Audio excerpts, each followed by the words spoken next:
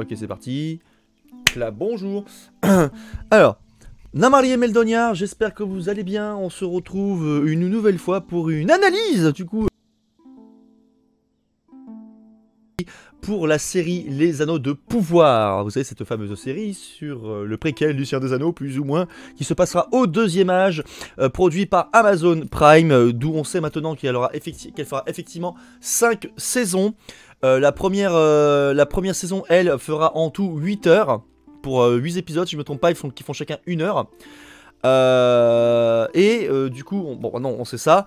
Et on a beaucoup d'images qui ont été lâchées parce que on a le magazine, du coup, on a Empire Magazine qui a eu l'exclusivité d'avoir plein d'images tirées tout droit de la série, ou alors aussi des tournages où on voit beaucoup de personnages.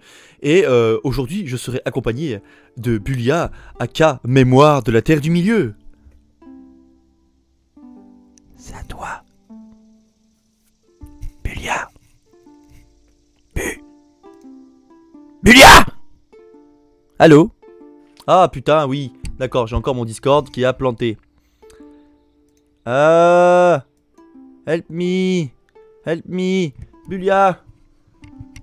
Je ne suis plus dans le Luve. Je ne suis plus dans le channel. Ah mon dieu. Et c'est le Mistral. Et c'est le Mistral. Ah mon dieu. Ah, c'est bon. Ça avait bugué. Ça avait bugué. Donc du coup, je disais, je suis accompagné de Bulia, aka Mémoire de la Terre du Milieu. Salut. Voilà, mais alors Mémoire de la Terre du Milieu, si vous ne connaissez pas, c'est une chaîne YouTube axée uniquement, pour l'instant, en grande majorité, disons à 99%, sur l'univers de la Terre du Milieu.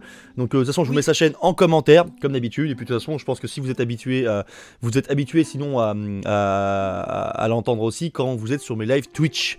Ou alors j'étais avec lui pour son événement justement la semaine dernière. Vous savez, enfin la semaine, oui, bah, du coup oui, je sors la vidéo vendredi. Donc du coup si, donc la semaine, non il y a 2 semaines pardon. Événement Seigneur des Anneaux en 4K pour ses 10 000 abonnés. Et ça c'est beau. Oh oui. Ah oui. Et donc du coup je serai accompagné de Bulia et j'aurai aussi un ami qui sera présent. Sissou. Coucou. Qui pourra me donner son analyse. On a en gros on va dire 2 experts, enfin 2 mecs un peu imbus d'eux-mêmes qui se prétendent experts de la Terre du Milieu. Comment se présenter bien Bulia. Et 2 connards qui connaissent tout. Ouais, 2 connards qui connaissent pas de trucs et on va dire un novice. Un touriste. On va dire un novice. Du coup, c'est bien, on aura pas mal d'avis là-dessus. Donc, en tout cas, Twitch, YouTube, n'hésitez pas à vous abonner, à lâcher un commentaire, à liker tout ça. Donnez-moi votre avis. Je suis impatient de lire vos avis concernant les différentes images qu'on va analyser du coup sur la chaîne, sur la vidéo. Donc, vous mettrez ça en commentaire avec grand plaisir. N'hésitez surtout pas à aussi aller checker la chaîne du coup de Bulia. Donc, Mémoire de la Terre du Milieu, et allez le suivre aussi sur Twitch parce qu'il vous parle beaucoup de lore lui aussi de son côté, tout comme moi je fais, même si je suis plus sur l'histoire en ce moment. Enfin bref, on s'en fout, on va arrêter de tergiverser. Et voilà, et le Twitch, lâchez un sub. Donnez-moi votre or. Donnez votre or, c'est très important, on en a besoin pour l'effort de guerre. C'est ça, venez, donnez-moi votre or pour les troupes du Gondor. C'est un peu incohérent que ce soit Ilúvatar qui l'ait créé. Il n'est pas dit qu'il y a 2 enfants d'Ilúvatar, l'elfe puis l'humain. Alors si, mais là je vous parle d'une lettre. Ça vient Bardock, Ce que je te parlais, l'Irode, c'est en fait parce que du coup Twitch, du coup YouTube, vous allez découvrir un truc, c'est que j'ai découvert l'existence d'une lettre. Alors je sais plus c'est laquelle, je ne sais plus c'est lequel numéro. Merci Dany du follow. Bienvenue sur le Twitch. Et en fait cette lettre c'était une abonnée quelqu'un qui aimait le travail du professeur, qui aimait les livres, qui lui avait envoyé une lettre en lui posant la question de les hobbits, ils sont là depuis quand en réalité. Et en gros il avait répondu que les hobbits avaient été créés par Ilúvatar et envoyés et qu'ils étaient apparus au 3e âge en Terre du Milieu, quelque part dans les grandes régions de l'Est. Voilà. Et du coup ils viennent de l'extrême Est, comme du coup les elfes et les nains, et les humains pardon, au 1er âge. Sauf que les hobbits, du coup, eux existent depuis du coup le 3e âge. Donc en fait, le fait qu'on va avoir des hobbits dans la série est un peu, on va dire, anachronique. Mais bon. Je suis curieux de voir ça quand même, parce que ça, à mon avis, peut-être apporter des trucs assez intéressants. Félicitations pour les 2 cas, Gaël. Merci Daniel. Et c'est effectivement, c'est vrai, on atteint les 2000 sur Twitch. Et encore merci à vous, la commu. Grand GG, il serait peut-être temps que je follow. Grand GG. Ouais, comment Du coup, là, on va se servir du coup d'un compte qui s'appelle Fellowship of Fans, qui a récupéré toutes les images en HD édition de Empire Magazine. Et du coup, avec Bulia, on va analyser ça image par image, regarder un peu ce qu'il y a, et donner nos petites théories, nos petites appréhensions par rapport à ça. Et On commence par celle en haut à gauche. Hein. oui, bah, on va commencer par en faire dans l'ordre, hein, comme si on les une BD. Hein, Troll, Hobbit, Elrond, Nain. Enfin voilà. Donc du coup, nous avons des images en haute résolution du coup de Empire Magazine pour Rings of Power, donc les anneaux de pouvoir, qui sont une première mondiale exclusive. Donc il y en a beaucoup. La première image nous montre du coup le fameux troll des neiges qu'on voyait dans le teaser, que j'ai précédemment, qu'on avait déjà vu il y a 3 mois de ça en arrière, si je ne me trompe pas. Donc allez voir ça sur YouTube. Donc troll des neiges qui est ma foi vraiment beau. J'aime beaucoup la gueule de ce troll. Je sais pas ce que t'en penses, toi. Tu sais à quoi ça me fait penser? Non. Ça me fait vraiment penser, j'ai l'impression qu'ils ont repris le design des trolls des neiges de Bataille pour la Terre du Milieu. Ouais, il y a un petit air au niveau du dos, au niveau de la forme de la tête aussi. Bon après, il a des grosses défenses au niveau des dents, mais le design, enfin, en tout cas, on voit une version finie. Et ça, c'est plutôt cool. Oui. Donc c'est vrai que c'est intéressant. Il nous faut apparaître des trolls des neiges, et ça existe en Terre du Milieu. Hein. Galadriel se trouverait, parce qu'on sait que c'est Galadriel qui tient la torche. Ouais. On dirait qu'elle est dans un endroit genre vraiment type entrée de mine ou je sais pas quoi. Non, c'est une caverne ça. C'est une caverne souterraine dans la neige, parce que c'est carrément une scène qui est en rapport avec l'endroit où on sait qu'elle va passer à un endroit qui est le Fort Rochelle. El Caraxé. Non, même pas. Ils ont pas parlé d'El Caraxié. Apparemment, c'est le Fort Rochelle, enfin le Fort Rodweth. Moi, je pense que c'est l'El Caraxié, parce que ça me paraît très bizarre qu'elle passe dans une région glaciale, en sachant que la seule fois où elle fait ça, c'est au Premier Âge. C'est El Caraxé. C'est ça, donc c'est El Caraxé. Donc moi, je pense que c'est El Caraxé, mais apparemment, de ce que disaient d'autres personnes, ce qu'il y avait comme information, apparemment, ce serait plutôt le Fort Rodweth. Et vu que c'est la partie la plus nordique, ça paraît très logique aussi. Mais l'El Caraxié touche le Fort Rodweth. Le Seigneur D, il parle pas de jours très très anciens, il dit juste qu'ils se sont promenés bien longtemps en fait, les hobbits. Genre les hobbits sont un peuple effacé mais très ancien qui fut plus nombreux dans l'ancien temps que de nos jours. Mais faut bien imaginer que là c'est Bilbon qui écrit. Oui, c'est Bilbon, et Bilbon par rapport à ce qu'il se souvient. Pour des hobbits qui vivent en moyenne une centaine d'années, l'ancien temps, le début du 3e âge, c'est déjà très vieux en fait. C'est très très ancien. Bah, en fait ils vivent aussi longtemps que les humains. Les hobbits. Que les Dunedain. Non, que les humains. Les hobbits, en fait, le fait qu'ils atteignent la centaine d'années, c'est rare. Oui, oui. Mais sinon, ils vivent aussi longtemps que les humains, quoi. Que les humains basiques, hein, c'est-à-dire nous. Pas les Dunedain ou. Les Dunedain. Alors, Bardock natif, oui. Bah, du coup, les trolls, effectivement, les trolls, ils sont. Les trolls des neiges, on sait que ça existe en Terre du Milieu. Il existe aussi des trolls des marais, des trolls dits de pierre, mais en fait, c'est des trolls des cavernes, ça.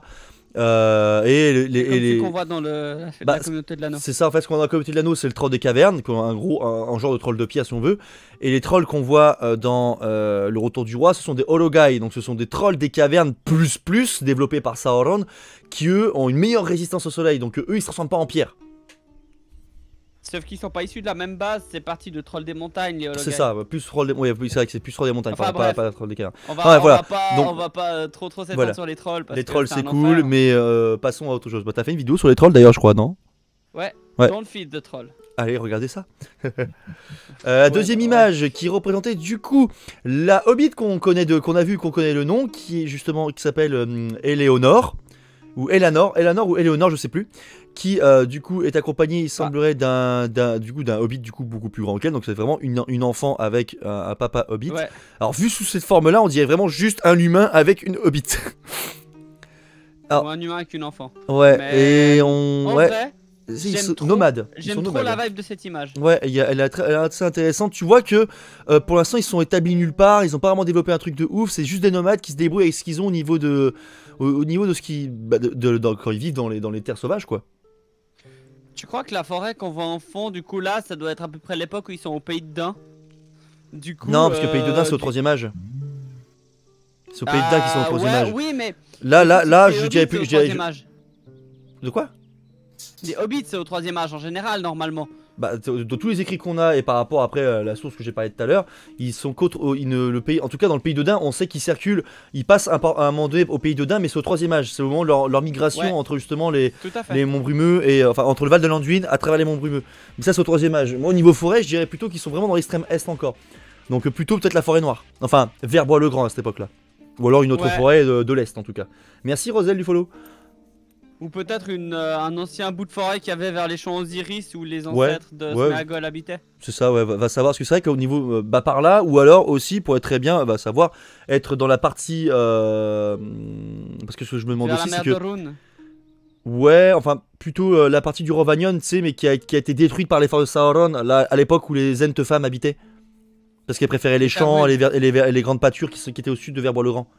Ouais. Donc j'imagine bien un truc, genre il passe par là, tu vois. Après là, on voit qu'ils sont pas dans un endroit qui est full abandonné parce qu'il y a de la paille au sol. Ouais, alors vu la tête des arbres, je dirais plutôt que c'est des épines de pin. Ah ouais, possible, ouais, mais ça a pas l'air d'être des pins. Ouais, je sais pas, c'est assez particulier. Mais en tout cas, la vibe est très cool. Bon, on voit, c'est des hobbits, ils ont les cheveux frisés. Enfin, c'est les halflings. Les pieds, ce qui est sympa, c'est que tu vois qu'on a une bonne évolution au niveau des prothèses comparé au Seigneur des Anneaux ou même au Hobbit. Tu vois qu'on a au Seigneur des Anneaux et Hobbit, tu vois qu'on a une bonne suite, ça suit bien le truc. Ils ont gardé l'idée, ils ont gardé le truc, ça c'est cool. Encore heureux. Mais ouais, de toute façon, c'est une direct logique. Mais en tout cas, il y a une bonne vibe. On passe à la suivante. Ouais. Passons à la suivante, 3e image du coup. Nous avons notre Elrond. Le semi-elf, merci Yuzu Delun du follow, bienvenue sur le Twitch. Du coup, nous avons notre Elrond, alors que beaucoup de gens ont gueulé parce que cheveux courts, machin. Dans les bouquins, il est écrit nulle part que les elfes ont obligatoirement les cheveux longs. Ça, c'est vrai, c'est juste la couleur des cheveux. C'est juste la couleur des cheveux, effectivement, où il est censé être. Il peut pas être blond, il est brun, comme Celebrimbor est brun. Pourquoi ils sont foutus blond, c'est con? J'ai pas compris. Mais il y a un truc qui me trigger là. Il me fait penser à un joueur de Trackmania. Wingobir. Non. Pas Wingobir? Non, non. Un petit coucou, salut Rital tout. Mais viens sur Twitch, Rital, viens. D'accord, je sais pas qui c'est, mais ok. Il me fait penser à Virtual. Ah, je connais pas, mais d'accord. C'est un anglophone, c'est un des joueurs Trackmania les plus connus. Ok. Genre, il a full un air de Virtual. Le truc, c'est qu'on voit Virtual que de face. Après, il y avait le côté aussi, j'en ai parlé plusieurs fois d'ailleurs de ça sur la chaîne, que les gens râlent parce que il fait trop jeune, machin, truc muche, il a les cheveux courts et tout. Oui, mais alors si on veut réfléchir d'une façon logique, à l'époque du 2e âge, quand le 2e âge commence, en âge humain, le Elrond, il a tout pété. Quand le 2e âge commence, j'entends, parce qu'il a à peine 90 piges au moment du 2e âge. Donc il est encore enfant. Il est encore enfant, il a 8 ans au début du 2e âge. Au milieu du 2e âge, là où va se passer les événements de l'anneau, de la création des anneaux de pouvoir, il a environ 16-18 ans en âge humain. Galadriel, c'est un peu le même merdier. Galadriel, au 2e âge, elle a environ, disons, la vingtaine. Donc que les gens gueulent parce que, ils font trop jeunes, machin, oui, ils sont jeunes en âge humain. Si on les compare à des humains, ils sont très très jeunes. Bon, après, c'est que la plupart des gens ne savent pas vraiment comment ça fonctionne, la sexualité chez les elfes, tout ça. D'ailleurs, je vais vous mettre en lien en dessous de la vidéo, les gens, la vidéo justement de Savoir des Anneaux, qui parle justement de la sexualité chez les elfes et de comment ils évoluaient. Qui est très intéressante, ça dure 6 minutes. Ça, oui. Très intéressant, c'est clair, concis, et ça vous permet d'avoir une bonne idée de ce que ça peut être. Je prépare The Last of Us, mais je te veux dans mon équipe pour du Phasmo la semaine pro. Je joue pas à Phasmophobia, moi, désolé. Ouais, go, Phasmo. Mais je sais pas, faudrait jouer. Déjà, faut que je fasse Doom Eternal. Bref. Mais en tout cas, bon, il est sympa. La tunique. Une couleur très simple. Tu sens qu'à mon avis, il a pas encore le côté vraiment de un noble. Alors pourtant, c'est en état, techniquement, mais. Le côté de Cap qui fait un peu de toge et tout, qui est accroché sur le côté, ça donne quand même. Oui, il y a un petit. C'est une carte de voyage, quoi. Après, là, dans le lieu où il a l'air d'être, c'est peut-être un. Il peut très bien être à Ostinidil, comme il peut être à Mithland, comme il peut être à Mithland ou à Havre-Gris, ou comme il peut être très bien dans une cité numénoréenne construite sur le continent. On peut pas savoir. Ça, c'est impossible de savoir. Là, c'est impossible. Ouais, là, c'est impossible de savoir. Bon bah on passe à... c'était la 4ème du coup celle-là. Ils crèvent pas les elfes. Attends je vérifie. C'est ça, 4ème image du coup. Ah, Durin. Du coup là on a une belle image montrant un nain bien barbu et une naine bien barbue. Ah pardon, non elle est pas barbue, elle est pas histo, on la vire. Alors... Ils crevaient à quel âge les elfes? Les elfes sont immortels. Me pose vraiment des gros couacs, c'est ça. Ouais mais la femme naine... Alors, les elfes sont immortels hein, Bardock. Ils peuvent mourir que de chagrin, de faim ou au combat. Et effectivement, les gens, j'en ai déjà parlé plein de fois sur la chaîne YouTube, mais les femmes naines ont de la barbe. Ils sont même décrits, les nains sont même décrits comme disant que les femmes naines sont confondues parmi les nains parce qu'elles leur ressemblent énormément. Parce qu'elles ont des barbes. Elles sont censées avoir des barbes, les femmes naines. Donc, bon, notre prince Durin, en tout cas, il a une bonne gueule. Alors, ce qui est intéressant, c'est que le prince Durin 4, on a très peu d'informations sur ce nain-là. Donc, ils peuvent broder énormément de choses sur lui. Donc ils ont une grosse liberté de création et ça c'est plutôt cool je pense pour le personnage. Je l'ai là si tu veux. Tu l'as là, c'est-à-dire? Elle s'éloigne rarement des villages, sinon par grande nécessité. Et lorsqu'elles se déplacent, elles apparaissent par la voix, la figure et la vêture si pareilles aux hommes de leur peuple que les oreilles et les yeux des autres gens ne peuvent les en distinguer. D'où cette opinion absurde répandue parmi les hommes qu'il n'y a pas de femmes nains et que les nains sont engendrés par les pierres. C'est en raison du petit nombre de naines parmi eux que l'espèce des nains ne s'accroît que lentement et qu'elle se voit menacée dès lors qu'elle n'a point de demeure assurée. C'est à lui, ça se voit là. Appendice du Seigneur des Anneaux. Ok. J'ai le bouquin devant moi. Bah très bien, c'est ce qu'il faut. Moi j'ai le bouquin aussi devant moi quand j'y pense. Ah non, j'ai pas de bouquin. Ah si, devant moi. Appendice A du livre rouge de la marche de l'Ouest. En tout cas, le Durin est plutôt sympa. Au niveau des couleurs, il a du rouge. Donc après, c'est un peu logique parce que techniquement, comme c'est un noble, il est censé pouvoir porter des couleurs un peu flashy. C'est doré. La princesse Disa, parce que c'est pas 2SA, c'est juste SA. Donc la princesse Disa. Alors moi, l'actrice, je suis très curieux de la voir jouer. Est-ce qu'elle va avoir l'accent nain, tout ça? Après, il y avait des théories comme quoi... Enfin, c'était un abonné qui m'avait donné ça, d'ailleurs, en commentaire de la précédente réaction que j'avais fait, qui disait, si ça se trouve, la femme naine, étant donné qu'il y a des clans dans l'Est nains qu'on connaît pas, et qu'on sait que les nains, au niveau couleur de peau, bah, logiquement, ils sont blancs parce qu'ils vivent sous terre, c'est logique. Ils sont censés tous blancs comme mes fesses, et encore, mes fesses sont plus bronzées que leur tête. Mais des femmes naines de couleur noire ou teint basané... Ça paraît bizarre, parce que, comme dit précédemment, les nains vivent sous terre. Ils sortent très rarement. Après, la question c'était, justement, au niveau de cette théorie-là, c'était que peut-être elle faisait partie du clan des Blacklocks, c'était les boucles noires.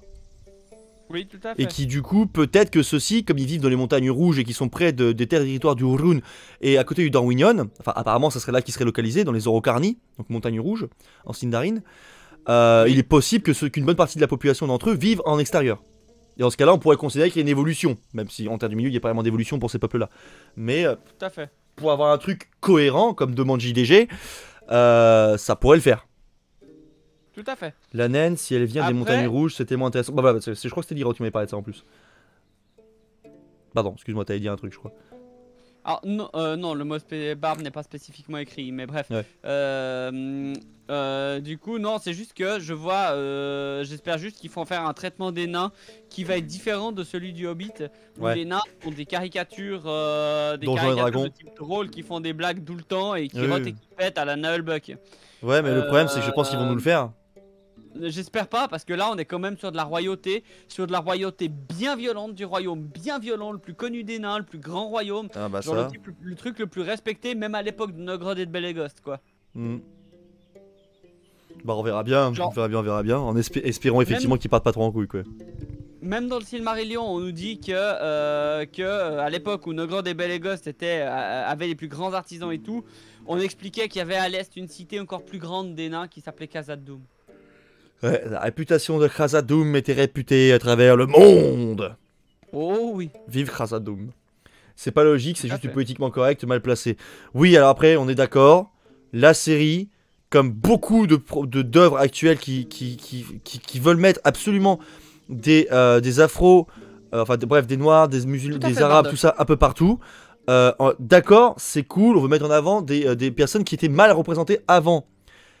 Mais au lieu de prendre des histoires qui ont été écrites avec des peuples blancs, ce genre de choses, Au lieu de vouloir tout modifier, pourquoi vous créez pas des histoires exprès pour ces histoires? Le nombre de contes africains qui existent, où il y a moyen de faire des films de malades pour des contes et des légendes africaines. Putain, mais faites ça au lieu de vouloir modifier des choses.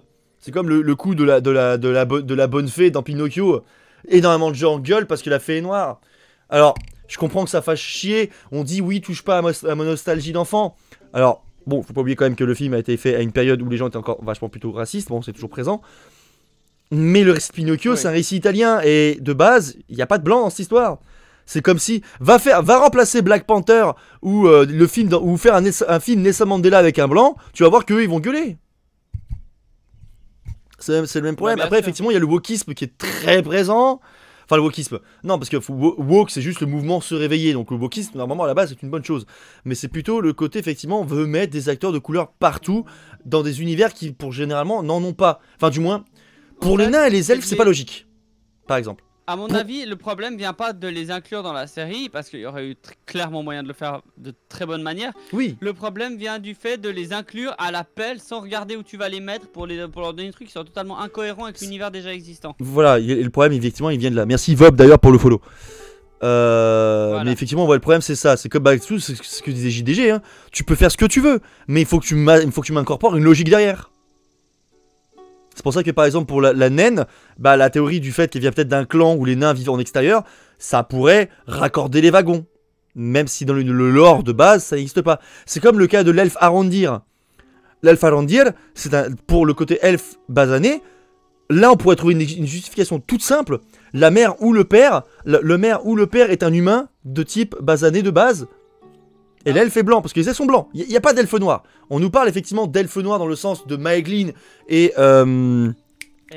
Éole, voilà, qui sont au premier âge deux elfes qu'on qualifie de noirs, sombres, mais c'est leur caractère en fait qui est sombre, pas leur couleur de peau. Oui, parce que c'est marrant parce qu'au premier âge, c'est un des seuls elfes dont la peau est décrite très clairement, c'est Maeglin, et on dit qu'il a la peau pâle comme la lune. Le clair de lune. Ouais. Bon, du coup, on va passer justement à la suite avec la 5e image qui est la grande tour. La grande tour que beaucoup de gens se demandent où est-ce qu'elle peut être foutue. Une grande tour comme ça, toute seule, avec l'elfe Arondir en ce sommet. Bon, on voit clairement que c'est une tour dans un style elfique. Ça, c'est. Oui. Y a pas photo, ça se voit. Tu sais ce que c'est la première chose qui me vient en tête quand je vois cette image? Bah, dis. C'est Minas Tirith. Mais pas Minas Tirith des hommes, celle de Finrod. Du premier âge, ouais. Ouais. Bah c'est vrai que niveau localité ça pourrait complètement être bon hein, parce qu'il faudrait qu'on pourrait avoir les montagnes de Gondolin à gauche et le Heathloom à droite. Tout à fait. Et puis enfin je dis inversé. Là, les marais ce serait le marais de Serech. Bah après je vois pas trop les marais, je vois plutôt vraiment parce que là on a une bonne qualité du coup pour bien le voir. J'irais plutôt vraiment c'est vraiment une rivière avec peut-être un genre de village, enfin non, pas un village mais la tour, c'est vrai que la tour, étant donné qu'on sait que le personnage lui est un elfe qui va être basé dans le sud de la Terre du Milieu, il y a des gens qui situeraient justement la cité de Tir Arad, justement qui est une ville dont il nous parle, là où serait originaire Arondir. Tir Arad qui serait peut-être, va savoir, au sud des monts Cendrés, si je me trompe pas c'est ça, c'est les monts Cendrés qui sont vers le sud et l'est. Hein. Ouais. Et les montagnes grises qui sont au nord. Je crois, enfin les montagnes de l'ombre. Donc vraiment qui serait peut-être au sud là. Il y a un autre gars qui situe ça peut-être dans l'actuelle forêt de Druadine. Mais le problème après c'est que là t'as des montagnes de chaque côté donc c'est pas... je sais pas. Voilà. Ou alors la trouée de Rohan est très fine. Ouais, la trouée de Rohan très fine en sachant qu'on a le soleil en plus plein ouest là donc... non c'est même pas ça, c'est un lever de soleil ça en plus, c'est même pas un coucher. J'ai l'impression. En tout cas, à savoir où est-ce que ça se trouve, on verra bien. En tout cas c'est vrai que ça a de la gueule. Ça a de la gueule. Salut Blue Lock, comme ça. Ça ressemble énormément au sci-fi niveau visuel. Oui, ça c'est un truc tout con. C'est John Howe John Howe et Weta Workshop qui sont à la direction artistique. C'est exactement le gars composé sur les films. Il y a juste Alan Lee qui est pas présent, mais on a la même patte. Merci pour le Prime Blue Lock. Merci pour le sub. Yeah. Salut Galethorn, on fait quoi ce soir? On analyse les dernières images qui ont été lâchées pour la série Les Anneaux de Pouvoir. Voilà. Attends. Ouais. Minas Ithil, mon gars. Ah mais il y a la rivière à Minas Ithil qui part. Oui, il y a une rivière, mais c'est pas si ouvert que ça, je pense. Quoique. C'est pas si vallonné que ça, on est d'accord. Ouais, non, mais il y a une idée, il y a une idée intéressante, je pense. Après, on pourrait penser à ça. Je pense, mais... Non, c'est pas le même décor, mais après tout, ça fait un truc qui a l'air d'être encastré dans une vallée. Ouais. Donc Minas Ithil est encastré dans une vallée, donc ça pourrait être ça aussi. Hein. Pourquoi pas après tout? Pourquoi pas hein. Bon bah passons à la suivante du coup. Une image plus proche de Hobbits qui sont tous basanés ou noirs. Non, c'est pas un problème hein. Je peux rien dire à ce niveau-là, là on n'a pas vraiment d'infos, on non. sait rien. On sait rien, on sait que les Hobbits, on sait que certains Hobbits ont la peau plus sombre.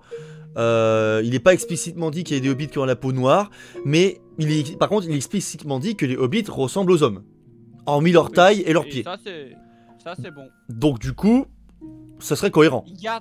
Ils gardent les oreilles légèrement pointues des films de Jackson. Ouais, ça c'est plutôt cool. Ils ont encore les vêtements un peu guenilles. T'en as quand même une à gauche qui a des vêtements un peu travaillés, brodés. Donc peut-être qu'elle va être importante. Après, t'as vu le gars au milieu, il y a une sorte d'anneau autour du cou. Ah ouais. Ils vont nous faire une référence à la con, j'ai l'impression. Parce que lui, alors ce Hobbit là, on sait qu'il s'appellera Sadok Terrier. Enfin en français traduit Terrier. Parce que c'est Sadok Burrows. Burrows, ouais. C'est attends, c'est déjà comment la première en français, je l'ai traduit avec Google notamment. Sadok Terrier. Oui, mais attends, c'est pas, je crois pas, c'est Fouille en français. Ou Fouille, ouais, ou Fouille, quelque chose comme ça. Moi, ce qui me déplaise, c'est qu'ils ont un look de clochard. Mais bordel, mais vous allez intégrer le fait que c'est des hobbits qui n'ont même pas encore découvert la comté, qui sont en vagabondage tout le temps. C'est un peuple nomade qui découvre le monde. Ils ont développé une culture, un truc dans leur coin, tout ça. Pour l'instant, ils se développent à peine. Ils sont aux prémices de ce qu'on découvrira après au 3e âge. Donc oui, ils ont un look de clodo. Mais c'est un look de vagabond. Je pense que c'est un look qui va énormément évoluer au cours de la série. Il y a des chances, ouais, vu que la série va faire 5 saisons, qu'elle va plus ou moins traverser le 2e âge, même s'ils font pas les 3441 ans, c'est mort, ils vont extrêmement condenser les choses. Mais ouais, non, ils ont un look qui est quand même sympa. Et puis j'aime bien l'idée des glands sur la tête. Je sais pas, tu vois que t'as un trait culturel qui est assez sympa. Alors est-ce que ça fait une référence à Bilbon qui veut planter son gros gland de Béorn au-dessus de sa maison? Ah. En tout cas, c'est ça. En tout cas, j'aime bien. Il y a une bonne vibe. Les Hobbits, en tout cas, ils me plaisent. J'aime bien. La lumière sur cette image. Ouais, la lumière est belle en plus, ouais. Ouais. La lumière est belle, mais je sais pas. Les Hobbits, en tout cas, je suis vraiment impatient de les voir à l'écran, voir comment ils les ont fait évoluer. C'est ça. Eux, en tout cas, je suis curieux. Je dirais, les gars, en général, arrêtez de vous fier trop à la couleur de peau. Fiez-vous à ce que font les acteurs plutôt. C'est ça qui va être le plus important. Je veux dire, la couleur de peau, on voit qu'on peut plus trop s'y fier en général. Du coup, fiez-vous plutôt au jeu des acteurs. Peut-être qu'on va trouver des acteurs incroyables là-dedans. Qui sait? Ah bah ça, il y a des chances, il y a de très grandes chances. Ils sont nomades, les nomades qu'on connaît sont basanés, les Mongols, les Bédouins, bah ouais. Eh bah tu vis dehors tout le temps, hein. Oh, la suite. Bon, la suite, allez go. Là, voilà un elfe que je veux voir depuis un bon bout de temps à l'écran. Gil-galad, Gil fucking Galad. Ah. On en parle de sa couronne en papier craft. Alors, ce qui est marrant, c'est que tu sens une vibe Imperator Rome. Imperator Rome. En tout cas, Gil-galad, ce que j'aime bien, c'est que l'acteur est vraiment très proche du faciès de l'acteur qu'on avait eu pour le préquel quand tu vois le prologue du Seigneur des Anneaux. Un des meilleurs choix de casting, je trouve, de cette série qu'on connaît jusqu'à maintenant, c'est Gil-galad. Ouais, cheveux longs, noirs, tu sens qu'il y a un charisme, il y a une prestance. Bon, il a des tenues très dorées. Bon, Gil-galad, son truc à lui, c'est le bleu et l'or. Pour l'instant, on voit surtout de l'or. Donc j'espère qu'il va avoir sa tenue un peu préparée qu'on a vu dans. Si ça se trouve, en fait, ce qui va se passer, c'est qu'il sera en or dans un univers très bleu. Oui, peut-être aussi, effectivement. C'est qui lui? Alors, Bardock. Gil-galad, c'est le dernier descendant direct de Fëanor. C'est ça, hein?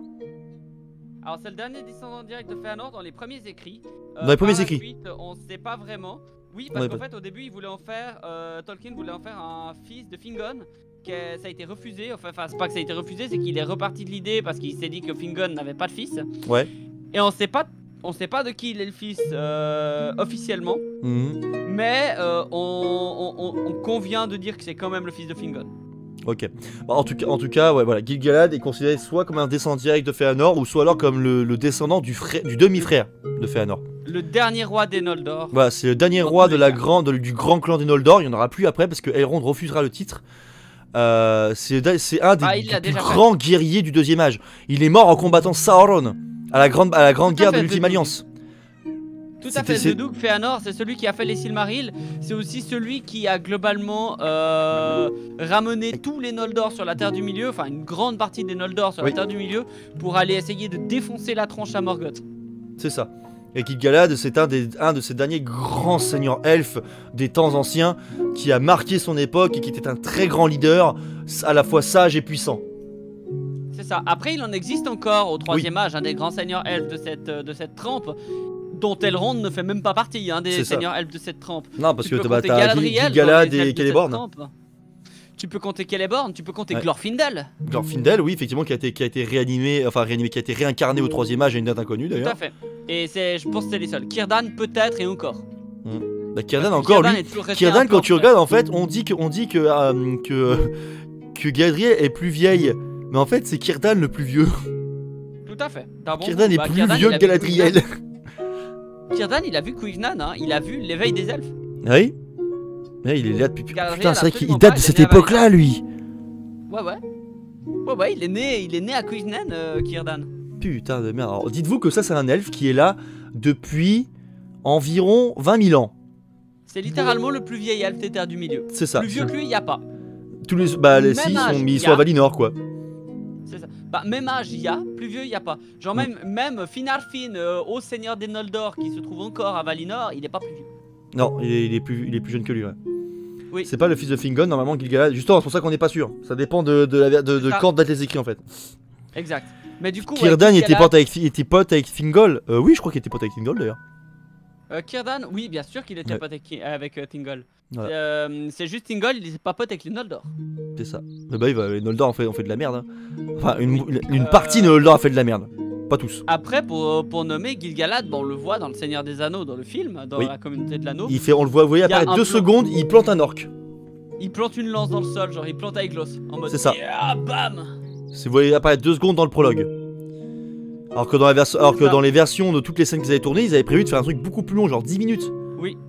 Ouais, il y avait des trucs avec des scènes où t'avais Elendil et Gil-galad. Et ce qui est marrant, c'est que la cinématographie de ces scènes a été reprise dans Bataille pour la Terre du Milieu.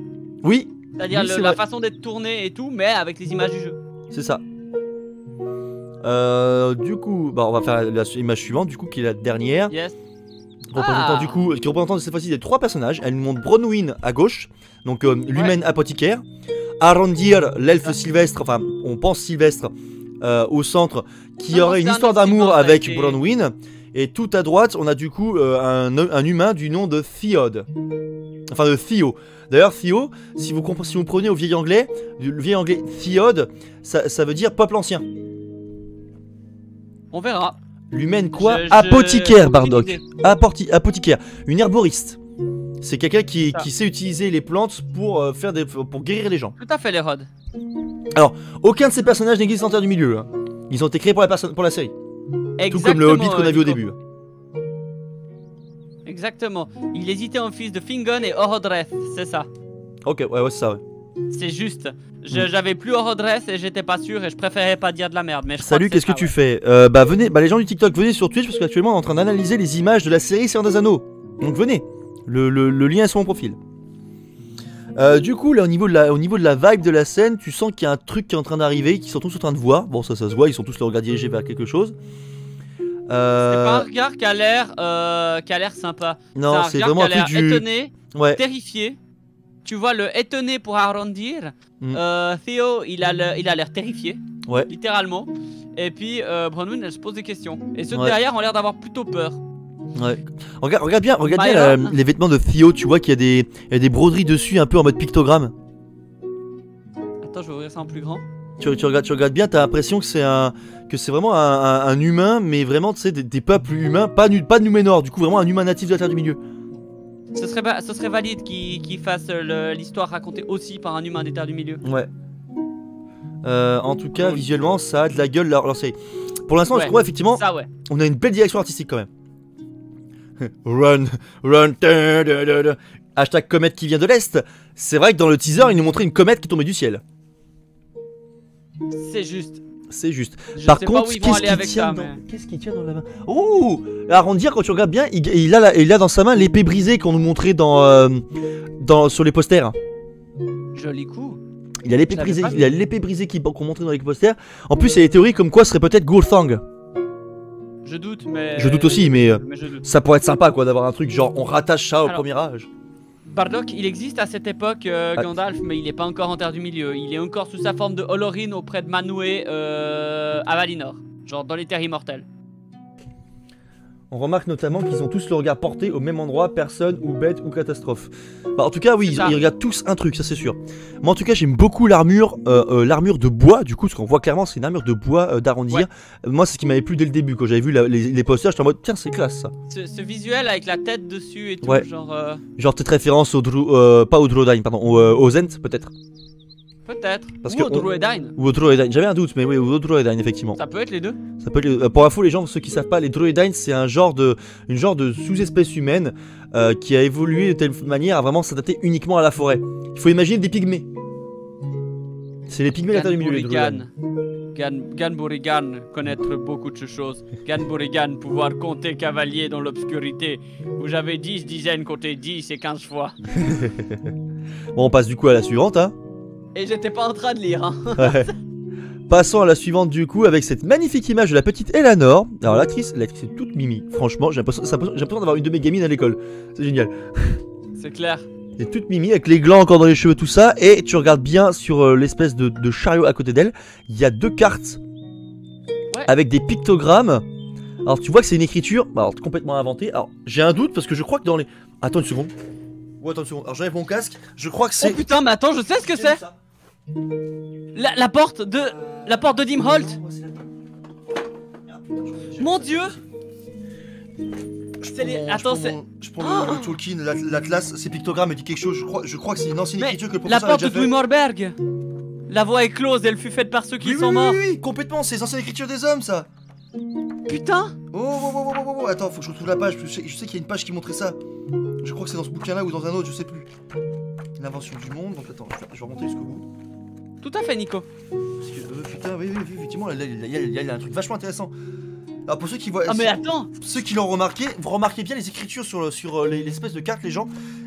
Rappelez-vous la porte du Duimorberg, donc la porte la porte qui mène souterrain pour aller voir l'armée des morts dans le Seigneur des Anneaux. Alors dans les bouquins, ça se passe pas comme ça, mais observez bien les pictogrammes, ça fait penser à ce qui est marqué au-dessus du portique. Ça y est, j'ai la page. Il y a, bon, ça a rien à voir. Alors du coup, j'étais pas loin, mais effectivement, t'as des trucs. Genre 180, peinture rupestre copiée par le Père Noël, non c'est pas ça. Peinture rupestre, ouais. Il avait fait à un moment donné l'alphabet gobelin. Alors je vous montre ça, là le chat. Je vous montre ça ici. Non, pas la porte des nains, la porte des morts. Mais voilà, les chemins des morts. Le chemin des morts, ouais. Donc là, vous voyez, là j'ai ça. Bon, ça m'a fait penser à ça. Mais ça, c'est l'alphabet gobelin. L'alphabet gobelin que Tolkien avait pensé à faire en plus. Il avait fait un alphabet gobelin, ce qui est absolument ouf. Regarde là. Après, sur mon live, on la voit là, au-dessus de la porte. Ouais, tu montes de ton côté là. Ouais, j'ai montré une image de la porte des morts. Ouais. Attends, je vais garder le bouquin à côté de moi parce que on sait jamais, peut-être me servir. Donc la porte de Dimholt. Je vais vous montrer aussi l'image. C'est ça. Porte de Dimholt. D-I-M-H-O-L-T. Ouais. Voilà, hop, voilà l'image. Ouais, c'est ça qu'on voit dans le film. On voit ce passage là, la porte de Dimholt, et vous remarquez, ça fait penser un peu au pictogramme. Eh, il y a clairement un air. Putain, attends, ouais. C'est banger, on vient de trouver un truc là. Ouais, mais c'est génial. En fait, là, ce qu'on voit, alors c'est qu'un détail, on pourrait croire, mais l'univers de la Terre du Milieu regorge de détails comme ça. Et c'est vrai que là, quand tu regardes, c'est vraiment écriture, ancienne écriture en fait. À mon avis, ça va être genre peut-être l'ancien alphabet des Hobbits avant qu'ils découvrent l'écriture, enfin avant qu'ils découvrent peut-être les écritures de l'Ouest. Avant que les Dunedains leur apprennent en fait. Peut-être. Ce qui donnerait une ligne de parenté plus proche du Rohan, ce qui est très juste vu que Théoden a des souvenirs des Hobbits dans ses contes. Oui. Et qui les rapprocherait des hommes de Druadan aussi. Oui. Effectivement, hein. Il y a combien de mondes souterrains dans l'univers de la Terre du Milieu? La Moria, Erebor, Goblinville, Royaume des Morts. Vous en voyez d'autres, les amis? Oh, ben les gosses, Nargothrond, Gondolin, non pas Gondolin, le royaume de Doriath qui est un peu souterrain aussi. Oui, Menegroth. Ouais, Menegroth, merci. Les halls de Thranduil, Guntabad. Bauret Danweth, ouais. Road. Y a quoi? Les cités naines basées dans les montagnes grises et. Angband et puis Utumno. Angband, Utumno, effectivement. Les montagnes grises, dans les montagnes grises et les monts du fer aussi, on sait qu'il y a des cités naines, mais on connaît pas leur nom. Enfin, si, il y a les halls de Durin, les halls de Thorin dans les montagnes bleues. Il y a beaucoup de mondes souterrains. Il y en a vraiment beaucoup. Et oublie pas, Grand Cave sur les hauts blancs. Oui, Grand Cave, effectivement. Grand Cave qui est une forme de royaume souterrain, sauf qu'en fait, c'est juste des caves. C'est un gros marché souterrain, quoi, dans la comté. Oui, bah oui. Voilà. Bon, du coup, on va passer à l'image suivante. Où là, du coup, on a un cas. On voit du coup Morpeth Clark incarné. Enfin, Galadriel incarné par Morpeth Clark qui est en train d'être filmé. Donc, elle semblerait dans un truc d'exploration. C'est là les cavernes qui doivent avoir. Ça doit avoir un rapport avec le troll, ouais. Il y a un truc que j'ai envie de dire. Ouais. Enlevez-lui cette épée du dos. Tout de oui, suite. Enlevez-lui sur putain d'épée du dos. On n'est pas dans The Witcher, bordel de merde. C'est pas histo. Arrêtez avec les épées dans le dos, bordel. Alors par contre, tu vois, moi c'est taille. Oui, le manche est énorme. Du manche. T'imagines la longueur de la lame pour un manche comme ça là? Bah après, on a des épées, genre les épées oui. la fameuse Zweihander utilisée par les Langskenes, c'est une épée qui a un manche énorme. Donc après c'est probable. Mais c'est vrai que bon, c'est un peu dommage. Moi c'est l'armure de Galadriel, tu vois sur les premières images je trouvais ça classe. Et après tu vois au fur et à mesure la maille est complètement défoncée. Donc tu sens qu'elle voyage depuis un bon bout de temps. Par contre c'est ses gantelets. Ces gantelets c'est vraiment de la merde. Oui. Parce qu'il y a des gantelets normalement, un gantelet normalement ça remonte jusqu'au poignet. Là ces trucs ils s'arrêtent au poignet, ils remontent pas derrière. En fait c'est comme si elle avait des gants mitonnés, des petits mitons. Tu sais pas des mitons, ça s'appelle parce que mitons ça c'est pour les armures je sais. C'est tu sais nos gants mais qui ont juste les doigts. Mitaines. Ah des mitaines. Voilà ouais c'est ça fait genre des gants de mitaines. C'est chelou. Je sais pas, c'est chelou, ouais, ça fait gants mitaines. Mais en tout cas, bon, Morpeth Clark, en tout cas, je suis très impatiente de l'avoir à l'écran. Parce que, bon, moi, Galadriel, moi, c'est Cate Blanchett, tout ça, depuis que je suis enfant, je suis amoureux de Cate Blanchett. Mais Morpeth Clark, il y a vraiment un truc intéressant à faire avec elle, ça c'est sûr. Ça c'est sûr. Non, la lame ne dépasse pas, lol. Oui, effectivement, la lame ne dépasse pas, donc c'est un peu bizarre. Bah, après, vu l'angle dans lequel on est, effectivement, ça donne pas envie, ça donne pas pareil. Donc avant, il y avait peut-être une sorte d'écriture primitive commune entre les peuples humains. Ah, mais c'est fortement probable, parce qu'en fait, les humains ont appris à écrire ils ont appris à écrire beaucoup plus poussé, notamment en rencontrant les elfes. Le Tengwar, tout ça, c'est grâce aux elfes qu'ils ont appris à écrire. Allô, Mulia? Bu? Ouais, je suis là, je t'ai juste passé aux toilettes. Ah d'accord, ok, très bien.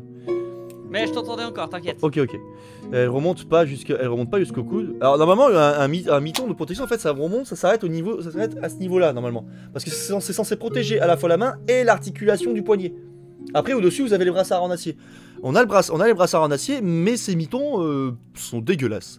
Je sais pas pourquoi ils ont fait ça. Enfin bref. Si peut-être pour pouvoir qu'elle les retire plus facilement. Mais c'est débile parce qu'on peut retirer des mitons très facilement. Attendez, je vous montre ça, je peux avoir mes mitons. Alors voilà, je vous prends un truc, là c'est un miton de cuir. Un miton en cuir, faut remarquer que ça m'en remonte jusqu'à mon poignet protégé, je le retire et je le mets facilement. Il n'y a pas d'excuse. Il n'y a pas d'excuse. Bah écoute. Ouais. Mais bref, passons à la suivante. Suivante qui du coup nous montre des hobbits, peut-être une forme de célébration. J'ai l'air de faire la fête. Il y a une vibe un peu Willow, je trouve. Il y a une vibe Willow, Dark Crystal et tout. C'est ça, ouais. Il y a un mélange de plein de trucs sympas. Un mélange de plein de trucs sympas. En tout cas, j'aime vraiment les espèces de vêtements un peu cérémoniaux derrière avec des grands fétus de paille et tout. C'est assez drôle.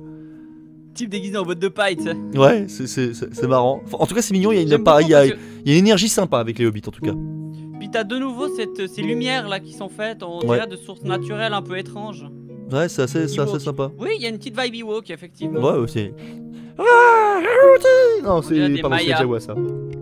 C'est les Mayas. C'est les Mayas. Bah, il y a une vibe en tout cas. Enfin, il y a une énergie qui est très sympa en tout cas. On dirait un genre de mariage ou de fête de l'été. Ouais, ça peut être ça. Ça peut être une fête effectivement de genre de solstice d'été ou de printemps, dans le genre. Hein. Tout à fait. On sait que les hobbits le fêtent en plus. Du coup. Oui. Ouais, bah les hobbits, bah de toute façon, en termes de milieu, tout le monde fête les 4 saisons. C'est logique, de toute façon, quand t'es situé de tradition. Si on oublie l'apparition du monothéisme, tous les peuples païens, enfin dits païens, donc polythéistes, tout le monde fête les traditions de saison. Tout le monde. Parce que c'est un truc naturel, c'est ce qui est sur Terre, ça rythme la vie de notre monde. Donc même dans les univers fantasy, c'est logique vu que les univers de fantasy sont basés sur notre monde. L'homme hobbit a quoi sur la tête? Bah, il semble avoir une espèce de gros fétu de paille aussi. Hein. Du fougère. Fougère, ouais, je sais pas. Il y a un truc. Enfin, en tout cas, je suis curieux de voir comment ils ont. Tout ce qu'ils nous ont fait avec les hobbits. J'ai hâte de voir, je pense que ça va être quelque chose de plus féerique avec, avec les hobbits, ça va être quelque chose d'un peu léger, je pense. Ouais. Et qui va faire du bien. Dans et qui va compenser avec tout le reste. Ouais. On passe à la suivante? Ouais. Passons à la suivante. Alors là, paf, on est en pleine action avec un Arondiel qui fait un Toing, it's me. Vol. Pardon. Il fait de Legolas. Il nous fait de Legolas. Avec du coup, on a Théo qui est derrière lui. Donc on sent, à mon avis, qu'il est en train de fuir quelque chose. Et à mon avis, cette scène, elle doit avoir un rapport au moment où tu vois justement Arondir qui récupère la flèche et la retire derrière. Dans le teaser. Oui. Ça a complètement de rapport. Oui, donc, à mon avis, ils doivent se battre. Soit ils doivent se battre contre des orques si ça se trouve. Ou alors, vu la flèche qu'ils récupèrent, peut-être des humains. Des mauvais hommes. Va savoir. Peut-être. Peut-être même des hommes de Númenor et puis qui les chassent sans savoir. Oui, peut-être aussi, oui. On sait jamais. Décor naturel, oui, décor naturel, oui. Oh putain, oui. Bah de toute façon, ils sont tournés en Nouvelle-Zélande pour une bonne partie des trucs, donc oui. Théo qui va se casser la gueule. Blaf. On voit bien leur attachement à ce qui provient de la Terre. Oui, chez le Hobbit, on voit bien qu'il y a ça, ouais. Ça, c'est cool, ça. Puis Théo, tu vois bien qu'il a peur. Tu vois bien qu'il est flippé, genre. Oui, mais il court. Ça, c'est un gosse, ça se voit, c'est un jeune ado qui fuit et le arrondir. Tu sens quand même au niveau du faciès. Il y a un truc qui fait que cet elfe-là est quand même âgé au moins minimum de 1000 ans. Ouais, il est concentré. Il est concentré, là... il y a une vibe, il y a une énergie en lui. Tu comprends que c'est un elfe qui a tué un. Salut Elroyer, comment tu vas? Salut Elro. Tu veux venir tu veux venir en vocal discuter avec nous du truc? On est sur le channel de la crypte si jamais. Ouais, sur le channel de la crypte si tu veux passer. On va voir les caméras. Ben non, on va pas voir les caméras. C'est bonjour. Nous sommes intégrés au film. T'inquiète. Je peux pas, je bosse. Ah, après, pas de soucis. Il y a un truc. Je vois que son arc est différent de ceux des elfes Galadrim et différent aussi de ceux du Nord. Oui, bah ça, parce que de toute façon, ils nous l'ont décrit comme un elfe du Sud. Donc à partir de là, on peut imaginer plein de choses. Après, dans les bouquins, il est écrit nulle part que les elfes ne sont pas allés au Sud ou ils sont allés. On n'en sait rien. On sait pas s'il y a des clans elfes dans l'extrême sud qui ont jamais connu toutes les guerres qu'il y a eu dans le nord. Peut-être, hein, pourquoi pas. Donc pourquoi pas. Il y a un terrain à explorer.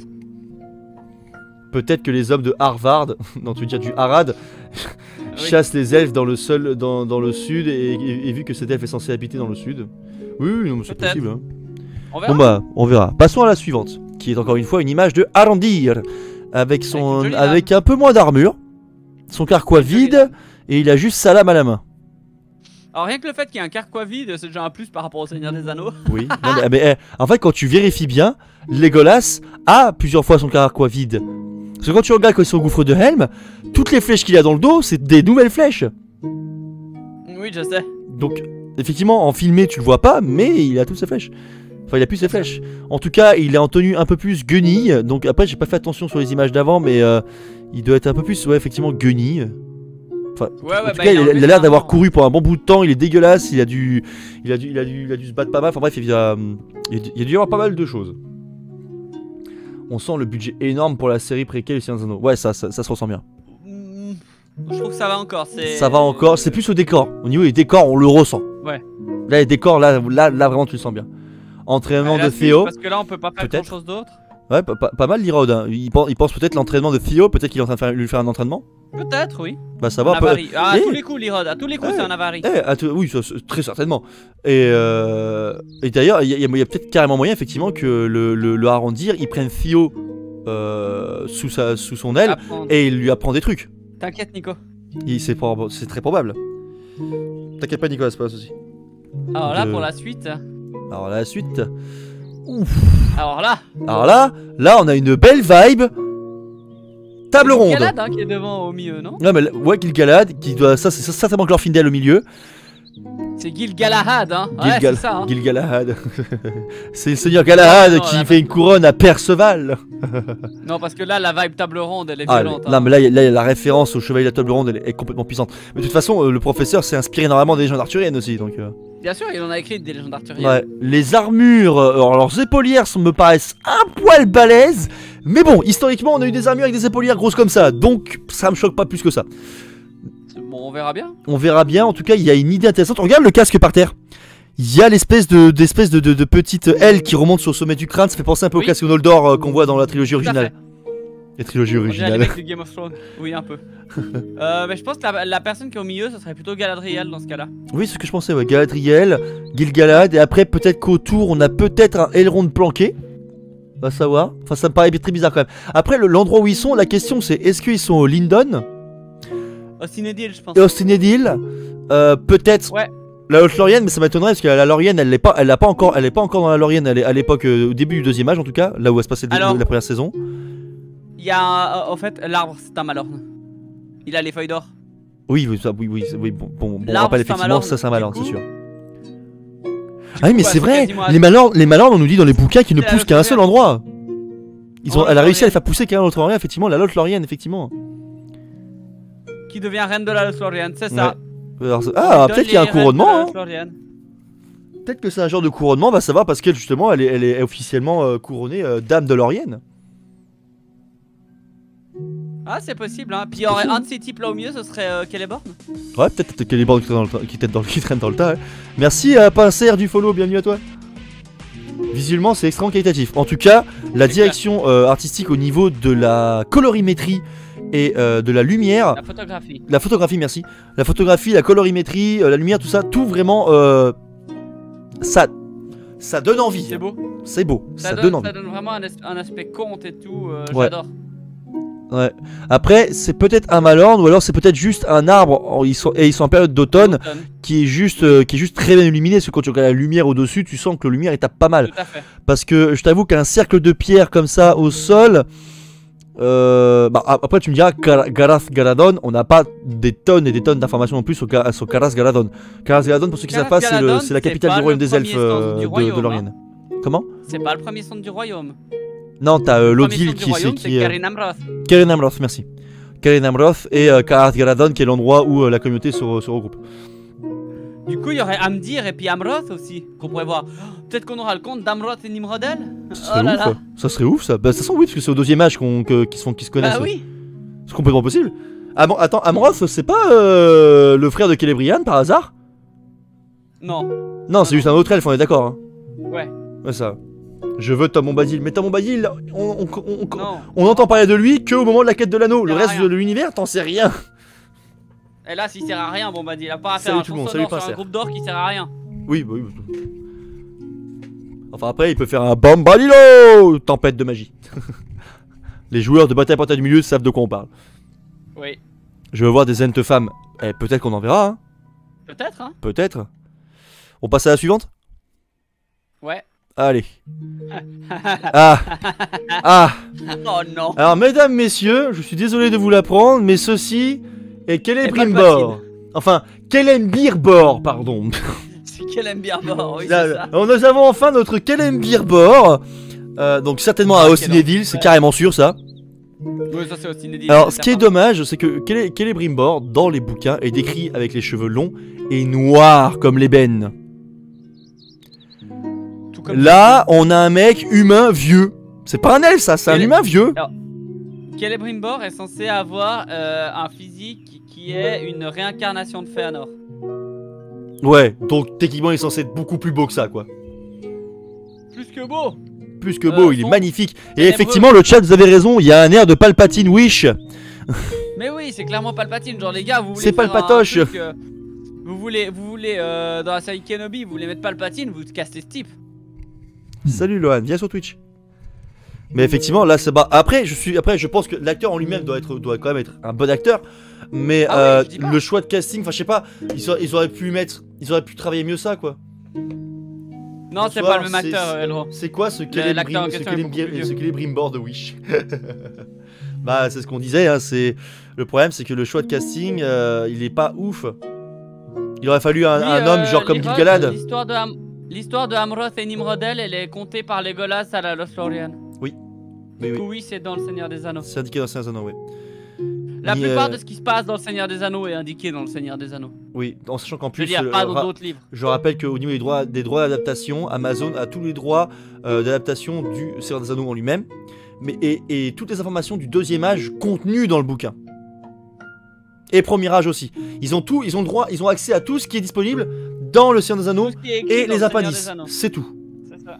Du coup, il y a beaucoup de choses qui vont devoir énormément broder. Oui, mais ça fait déjà pas mal. Ouais. Il aurait fallu Johnny Depp. Alors, un Johnny Depp dans la prime jeunesse, alors. Hein. Pour faire Celebrimbor. Oui, Celebrimbor. Oui, mais non, même pas. Enfin, là, quoi, aller dans la trentaine peut-être. Hein. Là, tu veux quelqu'un pour faire un Celebrimbor, tu prends Tom Hiddleston. Ouais. Ah oui, oui. Oh, carrément. Bah attendez, je vais vous montrer si j'avais partagé une image justement en faisant une comparaison sur mon Twitter qui était celle-ci. Voilà. Voilà. Ça, c'est Celebrimbor. Ça, c'est Palpatine. Celebrimbor, Palpatine. Palpatine, Celebrimbor. Voilà. Alors ça, c'est un art par Kimberley81 sur Reddit. Non, pas Reddit, c'est l'autre, je sais plus. Enfin voilà. Moi, Celebrimbor. Je veux voir Tom Hiddleston en Terre du Milieu, moi, putain. Ah, mais ça serait tellement ouf. Ça, c'est Celebrimbor. Voilà. Cheveux noirs, longs, tunique bleue, magnifique charisme. C'est Fëanor réincarné, limite. Parce que Celebrimbor est le dernier descendant vraiment direct de Fëanor. Lui, c'est sûr. On sait que c'est sûr. Gil-galad, c'est encore un doute. Mais voilà. Ça, c'est Celebrimbor. Ça, c'est Palpatine. Celebrimbor, Palpatine. Palpatine, Celebrimbor. Vous avez compris? On va arrêter la vanne, je pense. En tout cas, par contre, le fond, tu comprends, à mon avis, qu'on est à Austinville. Il y a de grandes chances. Parce que de toute façon, c'est là qu'il s'établit. Et sa tunique est plutôt intéressante. J'aime bien les broderies, tout ça. Tu sens que ça fait un moment qu'il la porte quand même. Hein? Regarde ton Discord en privé. Oh, qu'est-ce que tu m'as envoyé? Ils ont même pas besoin de faire grand chose pour le costume de. Là-dessus, on est d'accord. Ouais, là-dessus, on est d'accord. Regardez, voilà. Un Noldor. Tom Hiddleston, comme il vient de m'envoyer là, effectivement. Là, vous le mettez en Noldor. C'est un Noldor. Tom Hiddleston. Oh, Tom Hiddleston en Fëanor. Ou en Morgoth même. Ou en Morgoth. Oh putain. Oh oui. Ah oui, say no more. Say no more, voilà. Daddy. Ah bon, enfin voilà. On va arrêter de fantasmer. Voilà, on va arrêter de fantasmer. Vous comprenez notre désarroi.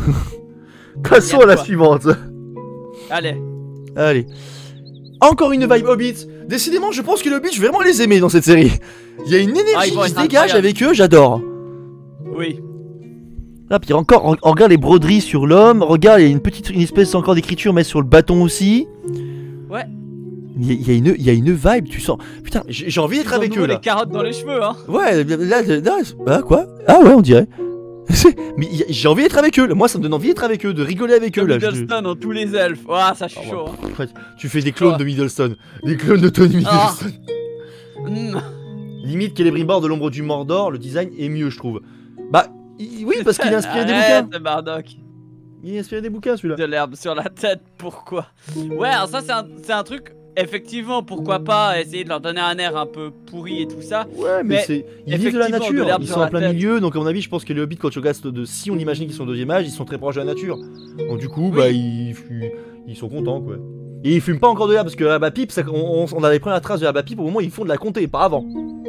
C'est ça, ce fut Tobol de Suncor. C'est ça qui fait l'herbe à pipe. Coucou Maillard, tu joues à quoi? Je suis pas Maillard à Swodeus, tu commences doucement à me casser les pieds, viens sur Twitch. C'est la joie de vivre chez Hobbit, c'est ça. La joie de vivre et le jambon.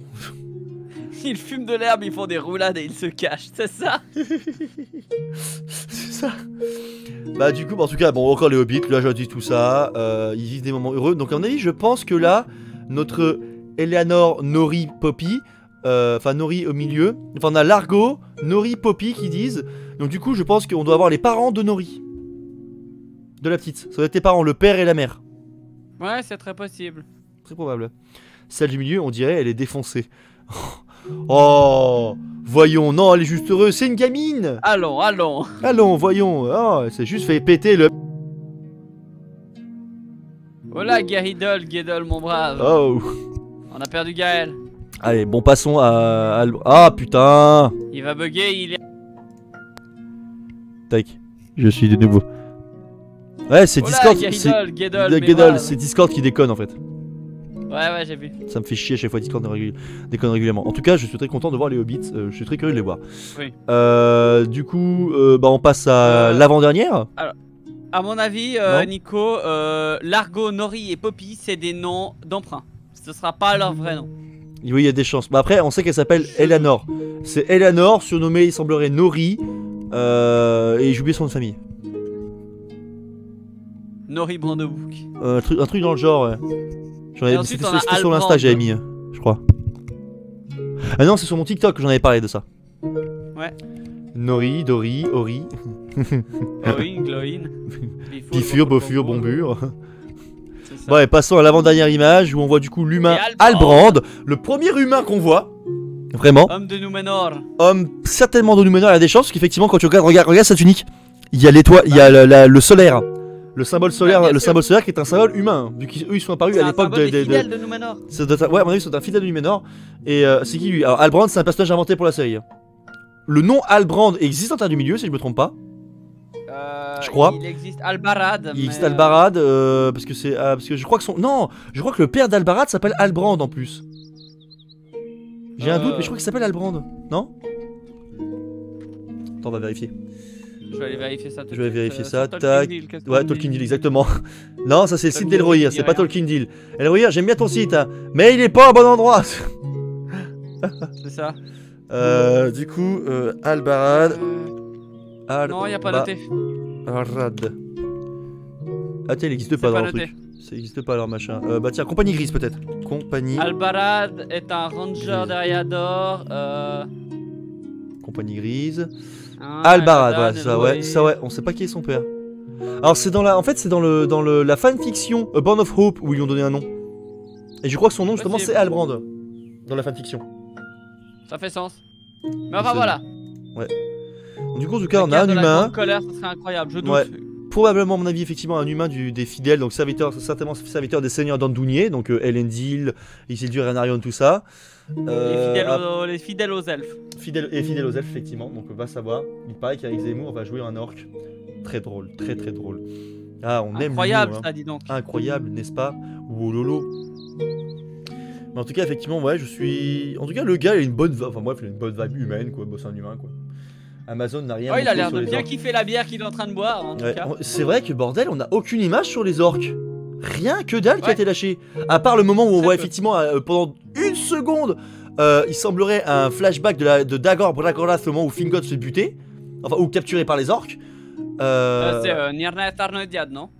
Ah je sais plus, je sais que je crois que c'est c'est lequel qui se fait qui tente de sauver, qui tente Túrin justement ou Beren de Minas Tirith au premier âge. C'est Finrod Felagund. Finrod, d'accord. Ah non, non, oui c'est Finrod qui sauve Beren et Lúthien. Ouais. C'est ça, donc oui, c'est peut-être le moment où Finrod se fait capturer. C'est peut-être le moment où Finrod se capturait alors. Qu'on voit dans le teaser. Peut-être. Peut-être. Ouais. Donc bah on verra bien. Le frère de Galadriel, exactement. Oui, Finrod. Et du coup, passons à la dernière image qui nous montre un banquet. Oh putain, j'avais pas vu, mais attends. En tout à gauche, on a le prince Durin 4. Ouais. On a Elrond, la reine Dissa, la princesse Dissa juste devant l'elfe qui nous bloque. Celeborn, Galadriel. Donc pas Celeborn, Celebrimbor, Gil-galad. Peut-être. Peut-être, ouais, Galadriel, peut-être, ouais. À droite. Et les deux autres, va savoir. Mais ça me paraît bizarre parce que. Alors, ça, c'est un royaume elfique sûr. Ça pourrait carrément faire penser à la Lorienne. C'est la Lorienne à tous les coups. À tous les coups, c'est la Lorienne. À moins que ce soit aux alentours de Ostinidil. Parce que c'est à côté, ça sera à côté de Khazad-dûm. Parce que les orques, les nains ne voyagent pas hormis pour le commerce. Mais dans ce cas-là, qu'est-ce que Gil-galad foutrait là? C'est ça. À moins qu'il y ait une espèce de. Ah, peut-être une négociation d'alliance. Parce qu'on sait que les nains ont participé à la guerre de l'Ultime Alliance. Il y avait un contingent. Oui, mais le truc c'est que Gil-galad, il était toujours au Lindon, et dès que Anatar est passé et qu'ils ont dit non et puis que Ostinedil ont dit oui, et Gil-galad il a globalement fait Shadet. Et puis il les a laissés dans leur merde jusqu'à ce qu'ils tombent et puis. Bah en tout cas ils avaient un peu peur d'affronter Sauron. L'image est magnifique, mais ouais, Seigneur. Effectivement, Seigneur, l'image est plutôt belle. Après par contre c'est vrai que ça fait poser des questions sur c'est quoi cette scène. Parce que là c'est clairement, ouais ça fait une scène un peu à la romaine effectivement. Pas un peu un truc de palais et tout. Mais en tout cas c'est clairement une rencontre politique. Ouais, ça c'est clair, c'est clair. C'est clairement une rencontre politique. Après pourquoi? Est-ce que c'est pour du commerce? Est-ce que c'est pour une alliance militaire? Bonne question. Attends, aussi ils sont bien potes avec les aides des Région. Bah justement quand on dit les Région, en fait c'est la cité notamment de Ost-Enidil qui a été fondée par Celebrimbor et c'est là-bas que se trouvait le Gwaith Imirdain, donc la confrérie des maîtres geôliers en Sindarin. Et c'est là-bas que seront forgés justement les anneaux de pouvoir. À part l'anneau unique, tous les anneaux de pouvoir seront forgés en Ost-Enidil, en Eregion. Ça se trouve c'est Sauron de dos. Non parce que Sauron il est pas allé voir les nains, il est allé voir que les elfes. De ce qu'on sait. Ouais, bon, peut-être, hein, qui sait, mais. Qui sait, ça va. Hein. Anatar en mode Sam Fisher. Au début du deuxième âge, les Région étaient bien sous la tutelle du royaume de Gil-galad, normalement. Oui, c'était sous la gouvernance de Gil-galad. Celebrimbor, lui, était seigneur de la région et il était. Et c'était un seigneur, du coup, plus ou moins aux ordres de Gil-galad. Enfin, après, Gil-galad, c'était le haut roi des Noldor et des elfes et de tous les elfes de l'ouest. Donc ça compte pas. Donc c'est le Lindon, les Région, la future Imladris, quoi d'autre, d'une certaine manière aussi la Lorienne, même si Galadriel après avait pris le lead de la région. Mais ouais. En tout cas, au niveau de toutes ces images là, de tout ce qu'on a, franchement, je suis relativement hype. Par rapport à ce que je vois au niveau de la qualité, tout ça. Après, au niveau de certains personnages, on est d'accord que quand on pense à la naine noire, à l'elfe noir, qui font une incohérence par rapport à la logique de l'univers, c'est problématique. Sauf si effectivement la naine noire, il nous trouve une explication comme quoi elle vient d'un clan de l'Est des nains, et d'un clan nain de l'Est, et qui du coup vivrait plutôt en dehors des mines, ce qui est bizarre parce que ce serait complètement l'inverse de ce que les nains sont eux, parce qu'ils ont été créés littéralement sous terre, ils sont là pour vivre sous terre. Et concernant Arondir, effectivement, bah, j'espère qu'ils vont lui faire une histoire en mode il a un père ou une mère humain, ce qui ferait sens entre justement Arondir et son histoire avec Bronwyn. Tout à fait. Au niveau lien logique, hein, en tout cas. Après, s'ils font pas ça et que c'est juste un elfe métis parce qu'il leur fallait un métis elfe, bah, ça va être problématique comme pour la naine noire. Par contre, pour les hobbits, j'ai rien à dire. Parce que les hobbits, on sait que les hobbits sont proches des hommes. C'est littéralement des hommes, mais en plus petits. Donc qu'il y ait des hobbits noirs, ça me pose aucun souci. Métis non plus. Ça, je veux voir Ungoliant, je sais plus, c'est la part de deuxième âge. Non, qu'au premier. Non. Enfin, l'âge des arbres. Non, en fait, que l'âge des arbres, parce que là, même le premier âge, en fait, le premier âge, c'est quand le soleil et la lune apparaissent. Et elle est déjà partie à ce moment-là. Elle est déjà planquée dans Ered Gorgoroth. Ouais. Je vois, peut-être une alliance entre les elfes et les nains pour faire la paix suite à l'histoire du Noglamir. Ah, il peut peut-être y avoir une histoire comme ça, effectivement, où genre il repart. Oh, ça serait marrant qu'il parle de ça. Après, c'est pas indiqué dans le. Bah non, il pourrait pas en parler parce que ce n'est pas dans le Seigneur des Anneaux. Là, cette affaire-là. C'est ça. Le Seigneur des Anneaux, au niveau des impendices, toutes les impendices partent du deuxième et troisième âge, pas du premier. Parce que justement, c'est dépeint dans le Silmarillion et les contes des gens inachevés. C'est ça. Bon, moi en revanche, il va falloir que je te laisse. Oh oui, attends, il y en a. Lirod, il a raison. Hein. Thranduil et Orofer, peut-être. Les deux dodos. Peut-être. Genre Thranduil est vraiment très jeune et Orofer, quoi. Ouais, aussi. Effectivement, ouais. Ça pourrait être ces gars-là aussi. On pourra avoir effectivement. Mince, leur nom m'échappe maintenant. Enfin bref, Nimloth, Amroth, à savoir, on pourrait avoir plein de personnages assez intéressants. En tout cas, il y a beaucoup... avoir Glorfindel ou même Sauron, justement. Ouais, même Sauron, effectivement. En tout cas, de tout ce qu'on a vu pour l'instant, toi, qu'est-ce que t'en penses? Là, par rapport à ce qu'on a vu pour l'instant, c'est quoi ton pronostic pour l'instant au niveau de ce que tu vois? De ce qu'on a vu? J'ai peur pour la cohérence générale par rapport à l'univers, personnellement, ce qui existe déjà, pas qu'ils nous fassent des trucs qui... J'ai peur qu'ils nous fassent des trucs qui soient abjects, juste pour essayer de remplir un quota. Ouais. Et de l'autre côté, j'ai hâte parce que la photographie, putain. On va avoir droit à un truc qui, même si c'est une horreur au niveau de l'histoire par rapport au Seigneur des Anneaux, sera une série incroyable en standalone. Là-dessus, je te rejoins. Là-dessus, je te rejoins. C'est pareil, un peu peur qu'ils aient mis des personnes, qu'ils aient mis des acteurs uniquement pour faire un quota et pas faire un quota, mais en même temps essayer d'apporter une cohérence. Ça concrètement, qu'ils fassent un quota parce que maintenant le cinéma part en couille et veut un quota pour tout n'importe quoi, oui. Des histoires qui n'ont clairement ça n'a rien à faire là. Je prends un exemple tout con. Il y a 3 ans en arrière, on avait eu une série Netflix 3, la chute d'une cité. Achille était noir, Zeus était noir, Héra était noir. On est quand même dans une histoire purement méditerranéenne. Les mecs sont blancs ou métis ou latins, peau latine, point barre. Et ils avaient donné aucune explication. Hein. Juste pour faire un quota. Donc effectivement, comme toi, j'espère qu'ils font pas un genre de quota exprès pour. Même si il y a des grandes chances quand même. Mais j'espère vraiment qu'ils vont nous faire un truc que ça pour que ça intègre quoi. Il faut juste garder en tête que on dit pas ça juste pour dire ça gratuitement et tout, oui. Genre on n'aime pas ces gens-là. C'est ça. Absolument pas. Ça a aucun rapport. C'est juste que moi j'aimerais en voir plus. Mais intégrer comme il faut, pas intégrer à la va-vite, foutre un coup de mastic, cacher la merde et puis on y va. C'est ça. Pas nous faire une torielle par exemple. En fait. Pas nous faire une torielle par exemple au niveau d'intégration. Hein. Je trouve que c'est encore moins respectueux en fait pour les pour les gens représentés d'être intégré comme ça un peu n'importe où vite fait pour avoir un personnage plutôt que d'en créer un qui est complètement bien créé où on a réfléchi au fond d'où il vient, où il va et tout ça et que ce soit quelque chose qui soit correct avec l'univers de bout en bout et qu'on puisse se dire ok il est peut-être là depuis le début. Ouais, je suis d'accord. Hein. C'est vrai que je suis d'accord là-dessus. Après, et l'inverse fonctionne aussi hein. L'inverse fonctionne aussi.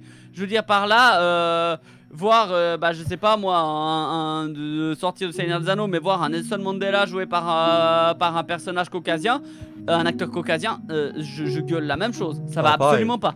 Pareil, ça n'a aucun sens. Genre, ce serait comme voir un des persos genre dans Avatar joué par un humain normal, blanc, noir ou autre. Ça ne marche pas. Bah non. Genre un elfe de la nuit, qui serait pas de couleur elfe de la nuit, ça ne va pas non plus. Non, parce qu'un elfe noir dans la nuit, ça n'existe pas, c'est pas logique. Parce qu'il a pas assez de mélanine. Tout simplement. Bah les elfes de la nuit, ils sont bleus.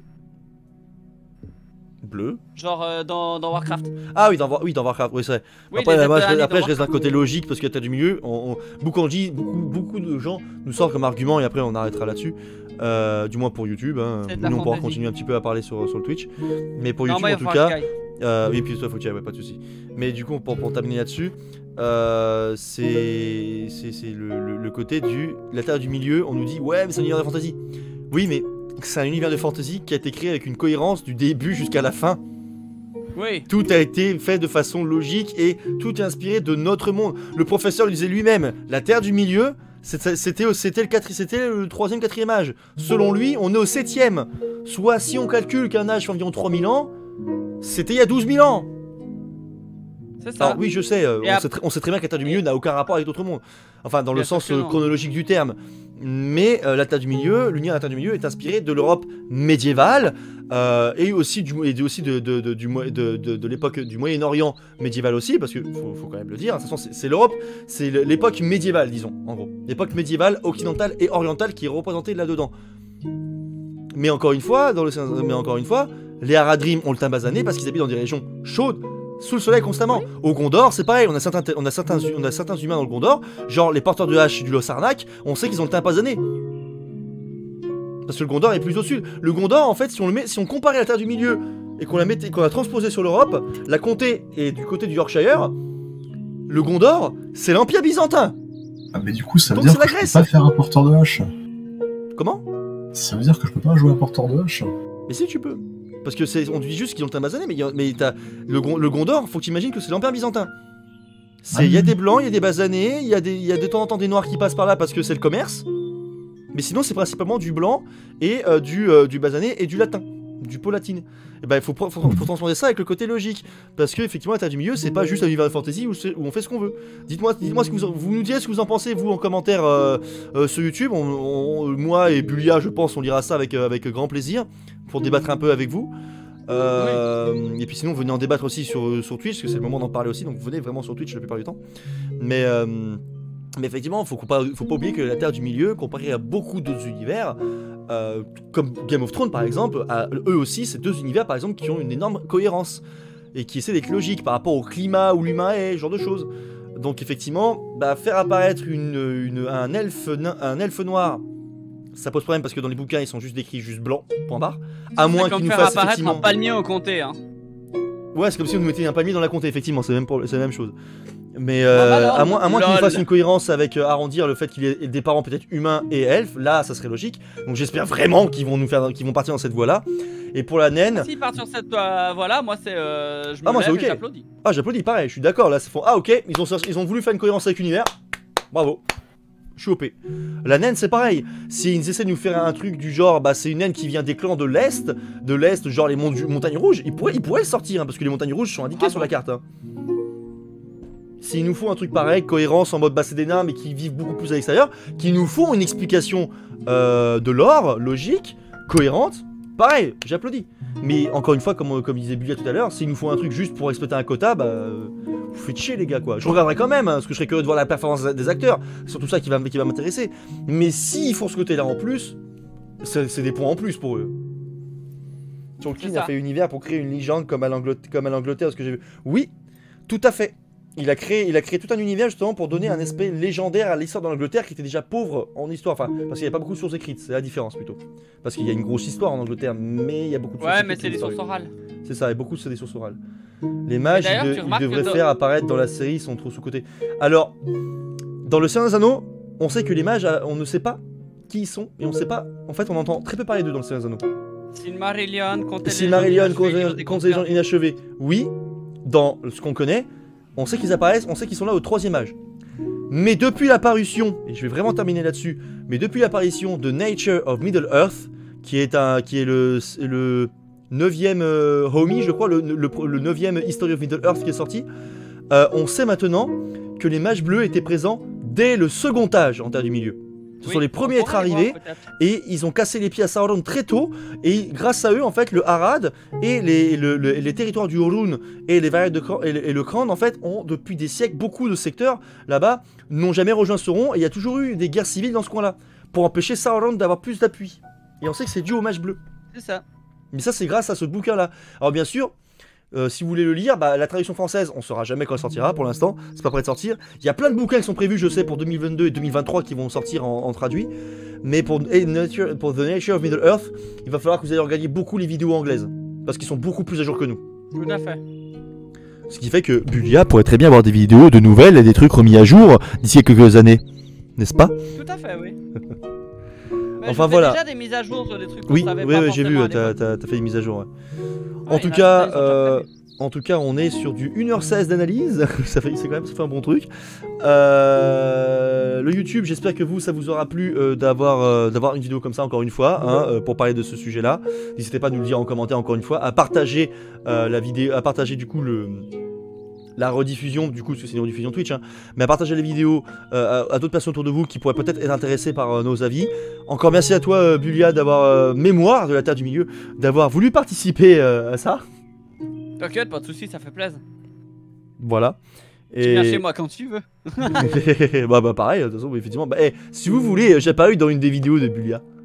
Je fais des voix. C'est juste. Il met des photos de ma tronche des fois, je fais putain l'enfoiré. Ah, la voix de la sagesse. La voix de la sagesse. Abonnez-vous à Galéthorn sur Twitch pour avoir le droit à la voix de la sagesse. Oui. Abonnez-vous pour avoir mon emoji, enfin la voix de la sagesse. Cet emoji là. Regardez le bel emoji de la voix de la sagesse. La voix de la sagesse. Chez moi, vous avez le droit à l'emoji de la tête de mon chien. Le sparu. Enfin voilà, c'était une longue analyse, il y avait beaucoup de choses à dire, on fera encore la même chose dès que la bande-annonce sortira. Alors après à voir, quand la bande-annonce sortira, est-ce que tu vas faire la réaction en même temps ou tu vas faire ça dans ton coin? On pourrait la faire en même temps, je pense que c'est une bonne idée. On fera en même temps, bah de toute façon dans ce cas-là, ça sera pareil, je la remettrai sur la chaîne YouTube.